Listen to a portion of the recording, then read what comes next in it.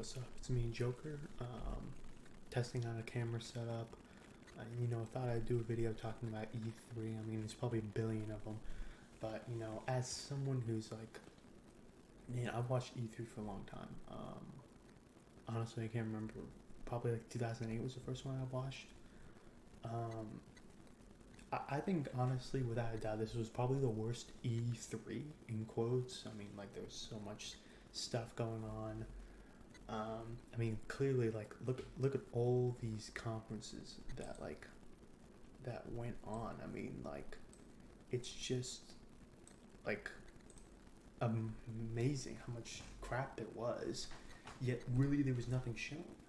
I mean, like, I don't know how a lot of people feel where like, did anyone watch like, let's not even say half, a quarter of this stuff? I mean, like, this is just crazy. I mean, like Steam, Nextfx, Xbox, Gorilla, another Gorilla Collective thing. I mean, this is just IGN putting their stupid thing in there. Summer Game Fest, which technically wasn't even a part of E3. So, like, not even E3. Coke Media, Netflix Geek Week. I mean, it just goes on and on. And, like, at the end of the day, wow, some of this stuff really shouldn't even be in here. At the end of the day, I was thinking to myself, it's like, why did some of this stuff even need to happen? Like with indie things, I mean, like, I didn't watch any of it because it was a waste of time. It's like, you're gonna hear which ones are the best indies. There's no point in watching a showcase with 50 indies for an hour when most of them are gonna suck and no one's gonna play it. And it's like, the cream will rise to the top. And there's just like 40 indie directs. It's like, come on, guys. There only needed to be two, at most two. Like, let's just be honest. There's only gonna be so many games people can play, and indies aren't gonna be at the top. It's gonna be AAA games. That's just the cold hard truth. I think honestly, like, you gotta look at it and you gotta also say like, these third party ones sucked. Like, honestly sucked. Like, Warner Brothers, did they need to have like some big deal showcase, or could they have just put a YouTube video developer walkthrough and said, hey, this is the game? I'm pretty sure the YouTube walkthrough would have been fine. Then you gotta look at Ubisoft Forward. I think Ubisoft Forward was probably one of the stronger third-party things because they had actual shit to say. They talked about Rainbow Six Extraction. They talked about Far Cry for the billionth time, but they showed off a new game in Mario Rabbids, and it's like, hey, at the end of the day, that's cool. I mean, like, they gave updates, and it felt like a good experience. It was tight. Also, I watched it live. I really liked it.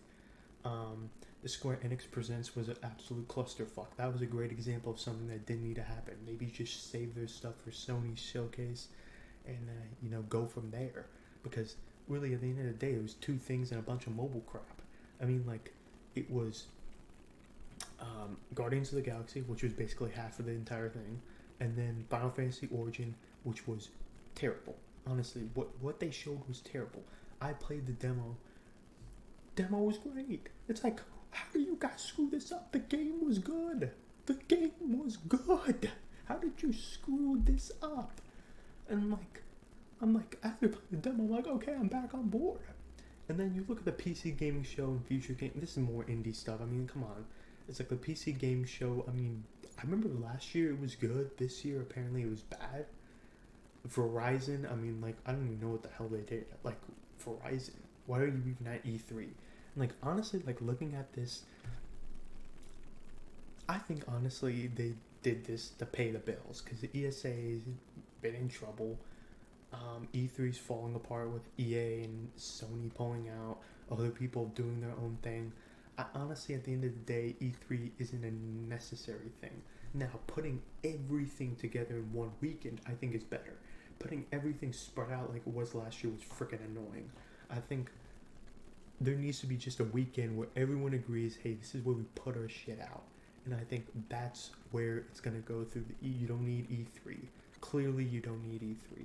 I think the Summer Game Fest, I think that was probably one of the stronger things during the weekend. It wasn't even part of E3. It was Jeff Keighley doing his own thing. Death Stranding, Elden Ring, Tiny Tina. I mean, there was more of the shit people cared about were probably announced at Summer Game Fest or Xbox or Ubisoft. I mean, honestly, Xbox, People talk about it being an A. I honestly thought it was a B. I think it was just an A in people's opinion because everything else was crap. I mean, Ubisoft I thought did a good job. I think they're also a good example of C plus B type thing.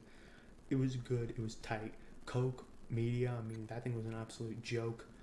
The Netflix Geeked Week. I thought that was a cool thing to do for Netflix. Don't understand why it was. I don't even think it was technically a part of E3. It just happened on that week. Weekend. I remember seeing a meme of like on that same day where like Razer had the best E3 presentation. I think it was a Monday. That Monday, June 14th or something like that. And like that's just like all they announced was a laptop. I mean, Capcom, that was an absolute joke. I mean, there was just like that literally was like, why is this Resident Evil DLC just not part of the showcase? Like Xbox or Sony's. I mean, it's just like there was no point to have that. The Ace Attorney, that's another like just developer walkthrough. I think it's just like honestly like publishers do this is just have some spotlight put on them.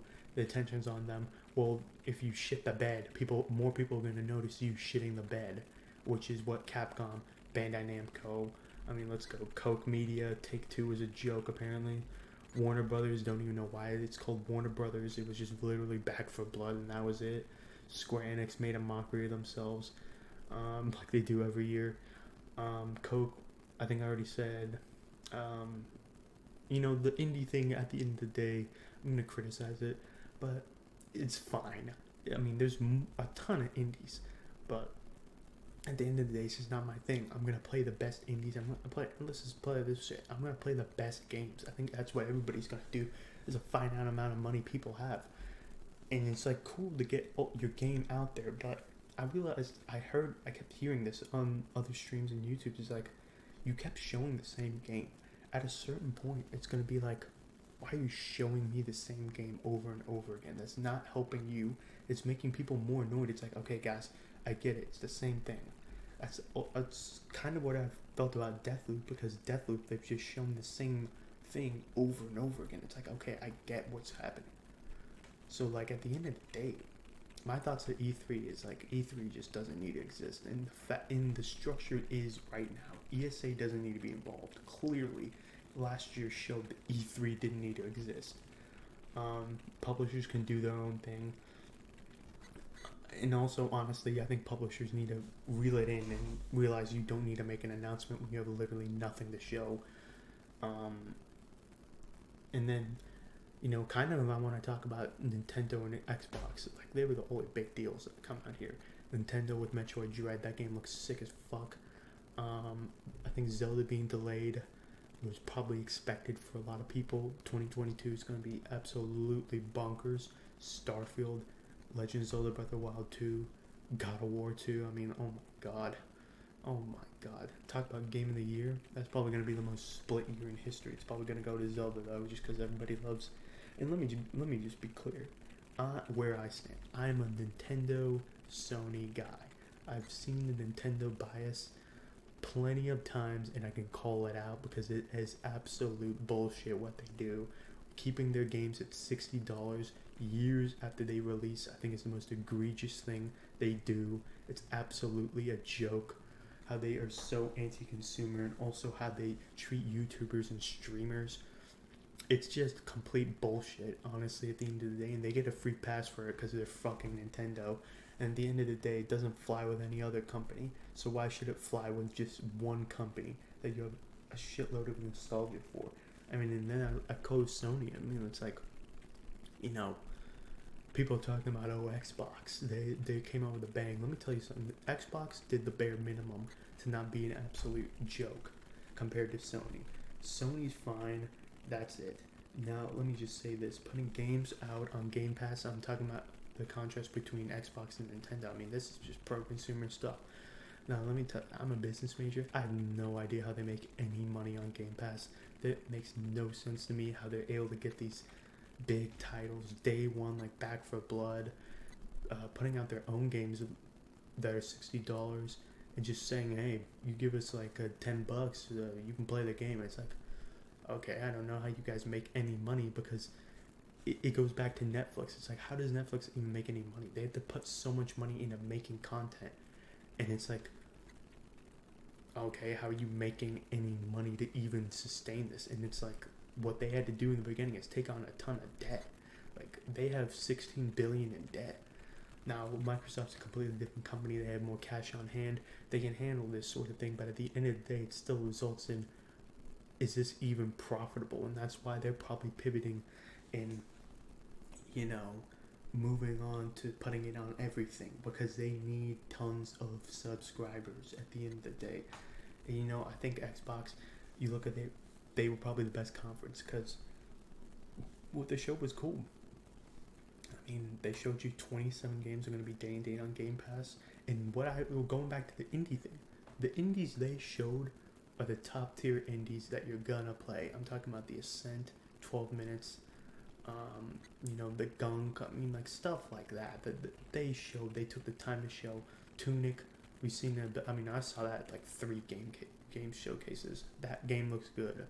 Can you just please work on the game? Because honestly, at the end of the day, too, I think people don't realize this is, it takes a lot of effort to make these demos and make these cuts, and it's just a giant waste of time at the end of the day. Just hunker down and make your game. I think that's also why you see a ton of CGI trailers, and that's why I'm gonna knock. And that's also why I'm knocking Xbox as well. It wasn't a great showcase because all they showed was CGI. It's like, come on. I mean, hell, at least Nintendo shows gameplay. I mean, you can show that. I mean, Metroid Dread, they showed a crap load. I mean, now the game comes out October 8th, and it was just announced, so they need to actually show it. Just like how Square Enix needed to show 15 minutes of Guardians, because 1, Marvel Avengers sucked, and then 2, the game's coming out in October. So they need to show a ton of the game. So, just to wrap it up, I mean, out of that incoherent nonsense is, you know, E3 probably doesn't need to exist. I mean, it just needs to be the publishers doing their own thing. It's so, I mean, and they can do their own thing, clearly. They showed it last year. Now, can it be focused into 1 month, just so it's easier on literally everybody? That's what needs to happen. I think at the end of the day, it needs to be focused into 1 month, at the very least 1 month. Hopefully a weekend. But E3 is basically a joke. I mean, this was the worst E3 I've ever seen in my life. Just from top to bottom, it was just complete crap. So, you know, I want to know what everybody else is thinking.